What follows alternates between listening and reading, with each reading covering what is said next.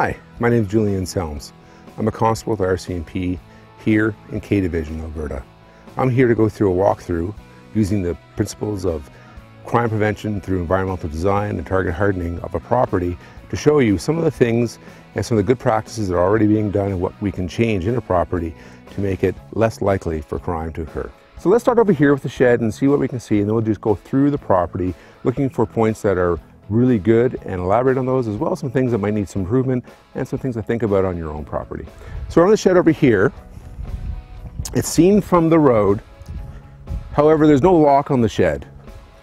So if someone were to access the property, they can get at the shed and the contents easily. The more accessible you make anything on your property, it's just easier for someone to get at. Even little steps like a simple lock here is effective. Now, as we come to this garage door and we look at the door, this is a normal standard door most people would install in a side house or a garage. So what there's missing here from a sense of what could you do better, we don't have a deadbolt. A deadbolt's going to make a difference in terms of defeating this lock, putting some more strength to the door itself.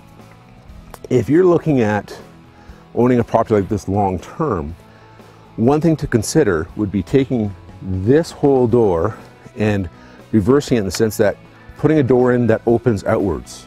So if someone were to try to break into this property, they're going to try to defeat the door by kicking it through, and the only thing that's holding the door in are the locks here and along here, which is where your hinges are. If you have a door that comes outwards, the whole frame of this structure is going to protect that door and make it more difficult to get in. So that makes a big difference. You want windows to give you light in your garage. The key is you also want something that's going to prevent people from being able to slide it open, or consider getting some translucent material that at a normal height you can't see in. So this window doesn't slide, it cranks open and it's locked. So that's excellent. So here's your garage door.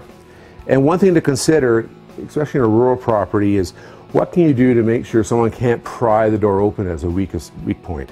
So one thing is you can get a lock that comes across here that locks this garage door in, making it very difficult to pry open. Another thing to consider is with your garage door opener, if you're going to be gone for a long period of time, cut the power to the opener. That way, again, it makes it difficult for someone to either find an access point or steal something from your car that would open the garage, and it just secures this whole space. It makes it much more difficult to open up. With walking through this property with Julian, a number of things were brought to our attention that we could do inexpensively and to make our home more safe.